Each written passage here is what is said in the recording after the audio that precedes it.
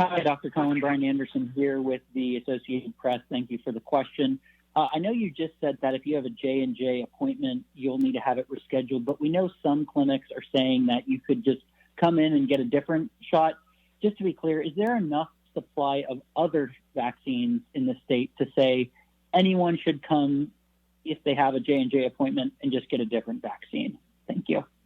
Thanks, Brian. So I have Amanda Fuller-Moore with me, who heads our COVID vaccine operations. But let me start by saying that our providers are making adjustments right now to how they are handling that. Many will need to be rescheduling their appointments. Some will be able to shift over to the different vaccines, the Moderna or the Pfizer. Either way, we want to make sure that our vaccine providers are communicating with everyone clearly so that they know what they're getting when they show up. Let me turn it over to Amanda Fuller-Moore. Good afternoon. Thank you. So we do anticipate that at this point, based on our current state inventory, we have about 85,000 first doses of the Pfizer and Moderna vaccine available. We're also receiving additional first dose inventories today and tomorrow. We have, as Dr. Cohen said, asked our providers to reach out proactively to vaccine recipients who were scheduled for a Johnson & Johnson vaccine to let them know what their individual options are, if that is to reschedule if they choose to do so, or come in to receive another vaccine. But we do anticipate that we still have vaccine available for anyone that wishes to receive it.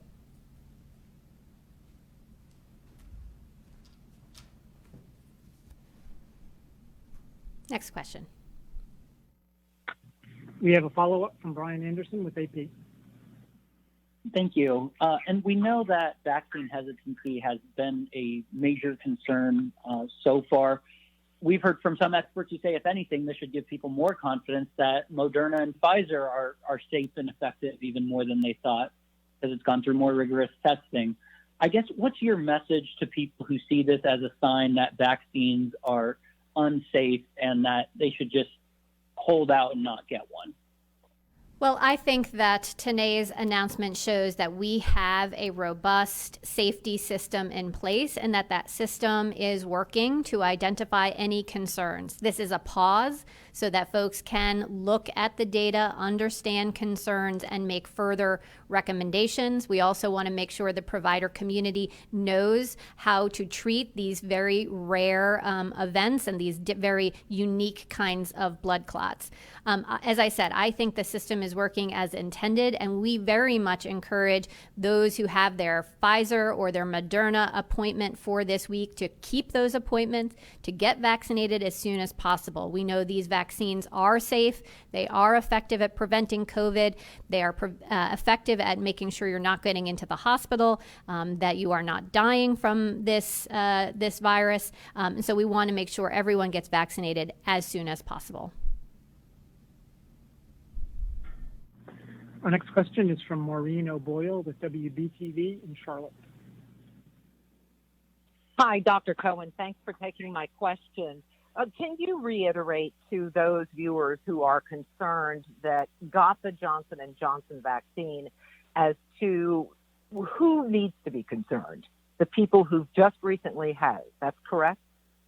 Well, thanks for that question. So if you have recently had the Johnson & Johnson vaccine and you are feeling well, you don't need to do anything right now, and you should not be concerned.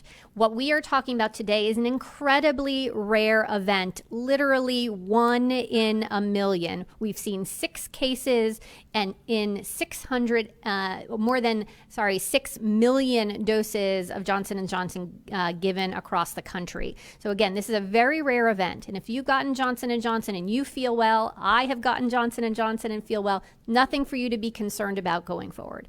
If you are someone who's had Johnson & Johnson within the last 3 weeks, and after day 3 of your vaccine, you develop a severe headache, severe abdominal pain, difficulty breathing, leg pain, then you should be calling your doctor or other healthcare provider and let them know you're having those symptoms and to let them know that you've had the Johnson & Johnson vaccine. Again, we think most folks are really just going to have the normal kinds of side effects that we're seeing after Johnson & Johnson in the first 24 or 48 hours, people feeling a little crummy, tired, soreness of their arm.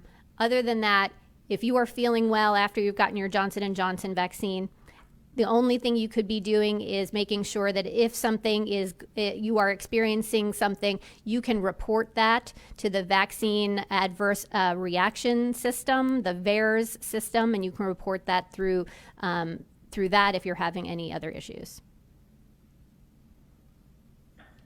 We have a follow-up from Maureen O'Boyle, WBTV. Dr. Cohen, this announcement today almost seemed as a way to also educate healthcare providers and making sure they are treating this particular rare blood clot differently, as you mentioned. Would you agree? Yes, thank you so much. We do agree that this is a way that we want to make sure our providers have a high degree of suspicion if they are seeing someone with a clot and with low platelets, that they should be asking about vaccine history and making sure to put these pieces together to say, hey, this blood clot is not like a typical blood clot and probably needs to be treated differently. As I said, in this case, this is a kind of blood clot that is associated with low platelets, and you don't want to be using an anticoagulant called heparin. In this case, you need to be using other treatments, and so that is something we're making sure to communicate to our providers. Our next question is from Jonah Kaplan with ABC 11. Good afternoon, Dr. Cohen. I wondered, you got the Johnson & Johnson shot. I got the Johnson & Johnson shot. I know my answer to this question. But if you were to have an appointment tomorrow for Johnson & Johnson, knowing what you know today, would you still be getting the shot? Well, thanks for that, Jonah. I did get the Johnson & Johnson shot within the first 24 hours. I really just felt a little bit achy and have felt well since. And that's what the vast, vast majority of folks are experiencing, which is just some temporary reaction. What we're talking about today is an incredibly, incredibly rare, literally 1 in a million type of adverse reaction. But we do want folks to know about it. I think it's our vaccine safety system working. And so if you are having those severe reactions of a severe headache after day 3, abdominal pain, leg pain, shortness of breath, please do get in touch with your provider. As of right now, vaccine administrations with Johnson & Johnson are paused. So we are not going to be vaccinating until we get further guidance from the federal government. We have a follow-up from Jonah Kaplan, ABC 11.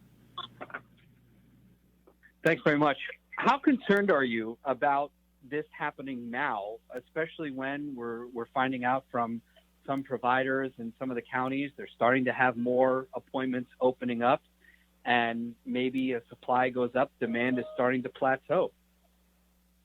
Well, I think this is our vaccine safety system working as intended, and I think folks should feel really good about the fact that Moderna and Pfizer have been being used here in North Carolina and around the country and around the world since December. We continue to monitor for any adverse reactions to that, but the good news is that we continue to see temporary reactions to vaccines just in the first 24 to 48 hours, soreness at your arm, feeling a little crummy. So we encourage folks to get that safe and effective vaccine as soon as it's available to you. There are appointments right now for Pfizer and Moderna, and we encourage folks to get them as soon as possible. Our next question is from Samir Nefsi with ABC 45. Yeah, hi. Thank you for taking my question. So I guess my question now, really just looking forward, of course, as we are starting to vaccinate more North Carolinians, and now we're taking away the Johnson & Johnson vaccine. Is there any fear that this is going to push the state further behind when it comes to allocating those vaccines and getting those doses out? Well, thanks for that. First, I would say that, every state in our country is in the same boat here. We are all pausing together in terms of using the Johnson & Johnson right now. And I would say the vast majority of the vaccines we've been given out are the Pfizer and Moderna vaccines, and in fact, continue to see even increases in the manufacturing of that. So, we've had a pretty robust supply now for a number of weeks, and we'll continue to see that going forward into the future. Let me see if Amanda wanted to add more. No, she likes that answer. Okay. Thank you, Samir. Our next question is from Adam Wagner with the News and Observer. Hi, Secretary Cohen. Thank you for taking my question. I'm just wondering about when you had the first indication that this might happen, and then sort of what the decision-making process was like this morning. Was continuing to administer J&J ever on the table? Well, Adam, thanks for that question. And I'll turn over to Amanda because we found out through our communication channels with our federal partners very early this morning, around 7:30 in the morning. At that point, when they are making a recommendation to us, again, they are able to see data across the country that we're often not able to see just here in North Carolina. We very much want to follow the guidance of the FDA and CDC. We've done that throughout this pandemic. And so it really wasn't a conversation about should we pause. We wanted to just communicate as quickly as we could with our providers about what we know when we know it. And so, again, 7:30 this morning, got that information, quickly shared some information with our vaccine providers, encouraging them to stop and pause their vaccinations with Johnson & Johnson.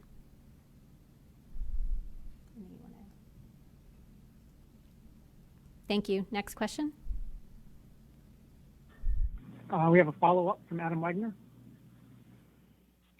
Yeah, thank you for taking this question as well.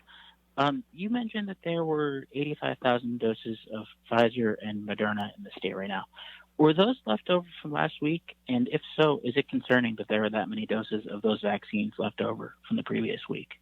Sure. First, I would say I want to thank our vaccinating providers for getting shots into arms quickly and equitably. And I know that because of some of the changes in allocations as well as the Easter holiday, we are still administering vaccines. But let me turn it over to Amanda Fuller-Moore.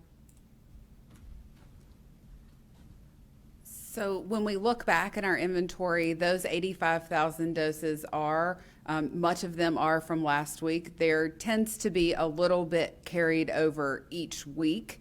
We are working with our providers to do as much as we can do to be able to make that vaccine available in more places, to make it more accessible, to work with our providers to increase or to decrease their no-show rate, to have folks come in for those appointments. So as Secretary Cohen said, we have also just come out of a time period of the Easter holiday, many people being out of town for spring break. So we will, of course, continue to follow that inventory to ensure that we are able to move it as quickly as possible, including moving it amongst our providers to help increase those vaccine outlets.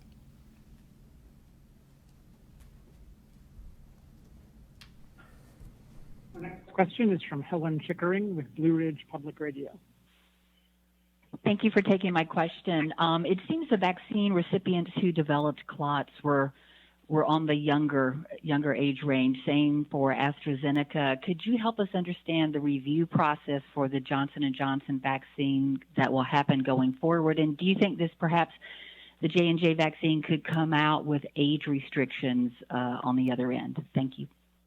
Thanks for the question. So right now, the 6 cases that were identified are in women between the ages of 18 and 48. So you're right, on the younger end. But I think we're just at the beginning of understanding a full investigation. That is what is happening right now with these cases. I know the CDC and FDA are working hand in hand. They'll be meeting with their advisory committee tomorrow to further understand this and to make sure that they are making recommendations going forward. So I don't want to speculate speculate yet about what could come out of this. Again, an incredibly rare event, literally 1 in a million. But I think this is our vaccine safety system working to identify something that may be associated with the vaccine. Now it's our time to do the investigation, and we'll learn more over the next couple of days.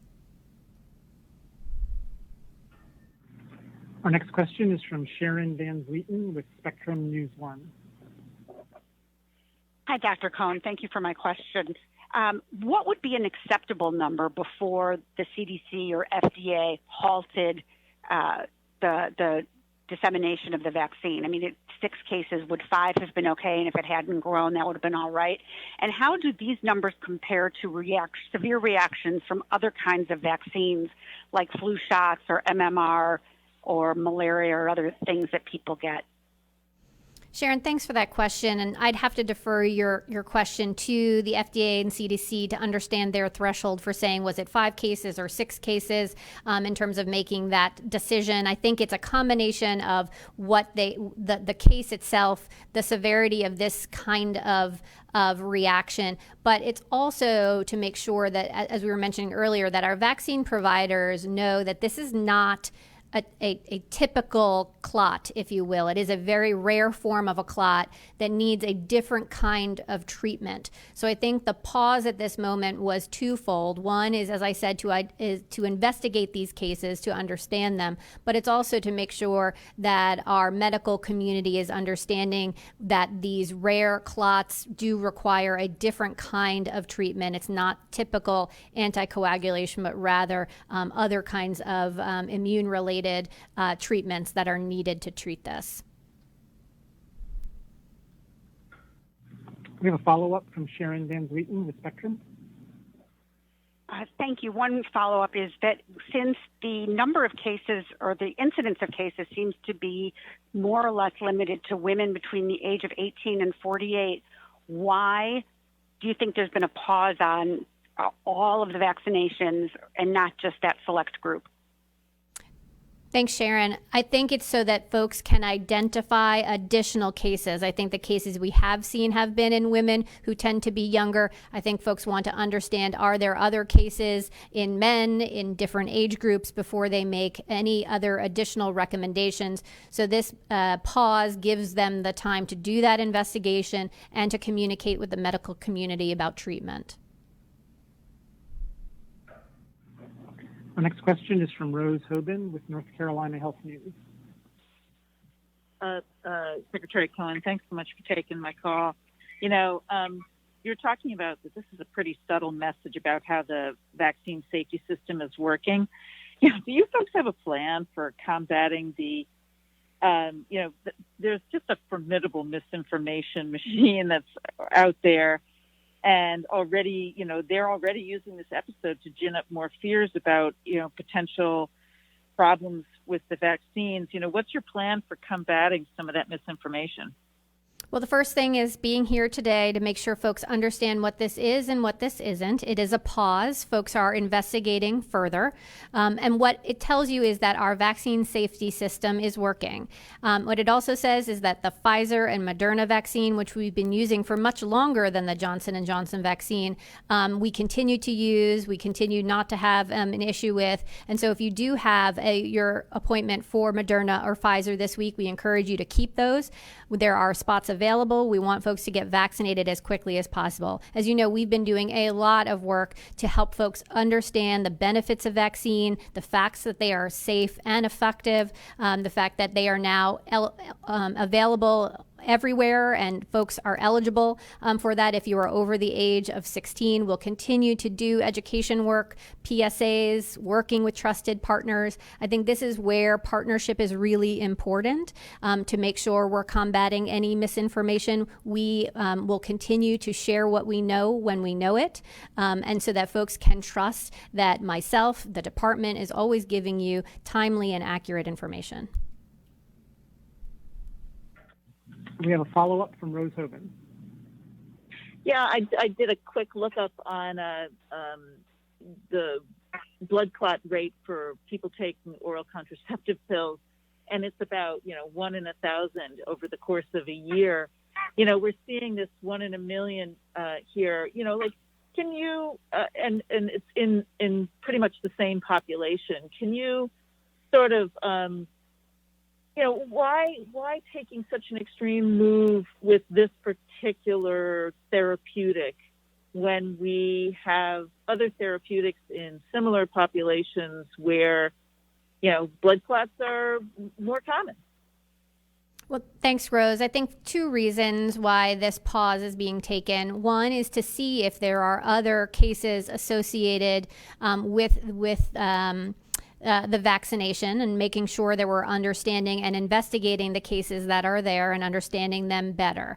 I think the other part of this is a very different and rare type of clot that needs to be treated differently. So the clot you mentioned related to oral contraceptive is a different kind of clot with a different kind of treatment. This is more rare and actually requires, as I said, not an anticoagulant, but rather a different immune-mediated treatment. And it's really important for our medical community to understand that, as well as have a high suspicion of putting these pieces together. If you have someone who has severe headache, has clot, has low platelets, and in the context of having this vaccine, making sure you're reporting that case and we're understanding how all of these pieces fit together. Thanks. We'll take our final question today from Michael Hyland with CBS 17. Hi, this is Michael Hyland from CBS 17. I wanted to clarify something you had said earlier, that you all had reached out to the vaccine providers, encouraging them to pause on this.